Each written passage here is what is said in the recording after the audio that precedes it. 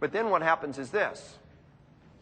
When the shootings happened in Jonesboro, the Japanese correspondents kept coming up to the Americans, and they kept asking, why are you putting those kids' pictures on TV? Why are you putting their names on TV? Don't you know about copycat crimes? It works primarily with teenagers and adolescents. They're very vulnerable to this. Obviously, they were predisposed to a certain degree, but essentially the thing that tipped them over the top is that somebody else modeled that behavior for them. In a place called Springfield, Oregon, there was a little kid who for weeks was walking around saying, somebody ought to do a Jonesboro here. Somebody ought to do a Jonesboro. Wouldn't it be cool if somebody did a Jonesboro here? And then one day that kid took a .22 caliber rifle to school and gunned down 24 kids. Any of you remember hearing about that toll booth incident? What happened was there were some kids that they poured gasoline in the toll booth, and they lit the toll booth on fire, and the toll booth exploded, and the guy inside was burned over 80% of his body. And that was an immediate, exact copycat crime of a popular movie that was on the theaters during that time. There was another incident where a couple of kids watched Natural Born Killer 50 times, Natural Born Killers 50 times, and then this boy and this girl went off on a killing spree. So we've got the role models. We've got the operant conditioning, the classical conditioning, the brutalization, and we live in the most horrific and violent realm that our society has ever seen. Realize the effects of violent crime. Interpersonal human aggression is the universal human phobia. The one thing that almost every human being will have a phobic scale response to is another human being attacking you, assaulting you. Anytime the causal factor is human in nature, the degree of trauma goes through the roof. Think about it like this. You tell me now, what is the difference between a tornado that comes and tears your house apart and puts you and your family in the hospital? What is the difference between that and a gang that comes into your house in the middle of the night, beats you and your family into the hospital, and burn your house to the ground? Physically, the effect's the same. It's personal. I can take a handful of snakes and throw them into the average audience, and about 5% of the audience would have a phobic scale response, and it would go straight from their eyes to their feet, and they'd be out of there leaving a trail of body fluids behind them. But the rest of the audience would do everything from get out of the way to sell tickets, because that's what people do. I could have a pack of dogs and unleash them into an audience, and the dogs would be snarling and biting and ripping, and the majority of the audience would get out of the way, and about 5% would have a phobic scale response, but everybody else would do everything from calmly get out of the way to sell tickets, because that's what people do.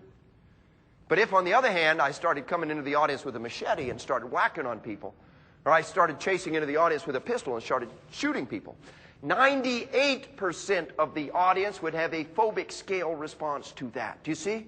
It is a universal human phobia. It is the ingredient that distresses people more than anything else. Think about this. 300,000 Americans this year will die slow, hideous, horrible deaths from cigarettes.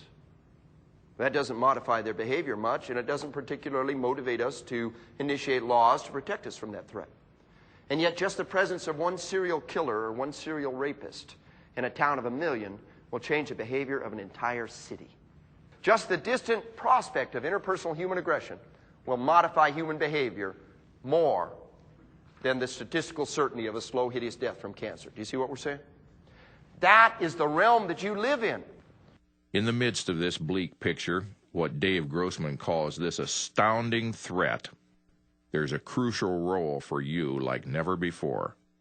Law enforcement officers like you who strive to be exceptional professionals are needed to carry our country through the dark, hard, brutal days ahead.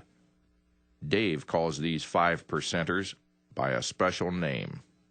The only thing that is holding our society together is the warrior. I use the word warrior, and I use it without apology. Because if you're in a war, you are a warrior. Is there a war out there? Is there a war on crime? Is there a war on drugs? Are there people out there who have declared war on you?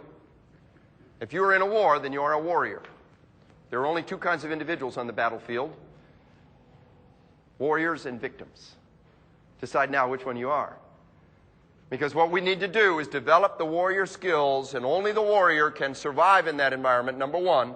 Only the warrior can provide what our society desperately needs to sustain ourselves through these horrendously dark, desperate years.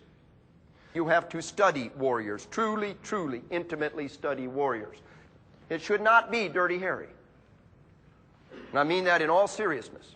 If your model is the law enforcement officer who breaks the law, who goes over the top, you're setting yourself up for some serious problem. The best way to get yourself a serious dose of post-traumatic stress disorder is to commit an atrocity or a criminal act. The goal is to have role models who stay within the rules. We've got a problem today, and a serious problem. We have a whole host of role models who go outside the bounds, who break the rules, who do things that are actually criminal acts. Think about it. It started with Dirty Harry, and it goes on and on. Think about Seven and Brad Pitt. Remember at the end of the movie, what did he do? He murdered the guy, right? Commits a criminal act. Think about L.A. Confidential. Remember the straight arrow cop in L.A. Confidential? And at the end of the movie, what does Hollywood say he, quote, had to do? Shoot the captain in the back with a shotgun. Those models are extraordinarily destructive, and if you incorporate them at some unconscious level, they'll be there when you want them the least. You've got to get positive warrior images. You can do it from history. The model that I want to give to you is the tradition of the knights, the paladin. You know, when you take that shield up on the left-hand side, you know what you're doing? That shield on the left-hand side goes all the way back 1,000 years ago to the time of the knights. We're talking about the new centurions in a new era, manning the new ramparts of a new dark age, who are going to sustain us through these hard times and make it possible for us to survive, who have dedicated themselves to the right, who have dedicated themselves to justice, paladins who go forth to perform the mission, warriors. Heraclitus in 500 BC wrote back to his city fathers. He was a warrior leader out there on the battlefield. And he said to them, of every 100 men that you send us, 10 shouldn't even be here. 80 are nothing but targets. 9 are real fighters. We are lucky to have them. They the battle make. Ah, but the one of them is a warrior, and he will bring the others back. That's the goal, my friends, is to nurture the warrior spirit in every single individual and to be the one who brings the others back. United States military officer watching his soldiers in a horrendous time under enormous stress and trying circumstances sat down and wrote these words. Dear God, where do we get such men? What loving God hath provided, that each generation afresh there should arise new giants in the land. Were we to go but a single generation without such men, we should surely be both damned and doomed. Think about that. Were we to go but a single generation without such men and women, we should surely be both damned and doomed. You see, we could have all the doctors go away for a generation, and it could get real ugly, but life would keep on going. All the engineers would go away for a generation, and there's lots of things that would break down, but society could keep on going. We'd have all the teachers go away for a generation, and we'd have to play catch-up with the next generation, but life would keep on going. But if the warriors went away, if the men and women who are willing to face evil and to march towards the sound of the guns went away, then in the span of that single generation, we should surely be both damned and doomed. So where do we get such men and women? We build them. We build them and we nurture them one step at a time, one day at a time. One warrior put it to me like this. He said, most of the world out there is sheep. They're kind, gentle creatures that can only hurt one another by accident. He says, then there are wolves. The wolves will feed on the sheep. They're the sociopaths. They're the criminals. He says, and then there are sheepdogs. The sheep are a little leery of the sheepdog. He wanders around, checks the perimeter every night, barks at the moon. He would never turn his teeth on the flock, but he yearns for a righteous battle. When the wolf comes around, nothing else will do, and the entire flock is sitting there trying to hide behind one lonely sheepdog as he faces down the wolves. We're talking about a creature who is capable of confronting and dealing with combat and sustaining themselves across the long haul. The goal becomes to be a sheepdog, to be a warrior, to be the one that is ready to respond to the threats when the time arises. What these warriors have to do is they have to face death and destruction and horror. They have to face killing, and they have to face using deadly force.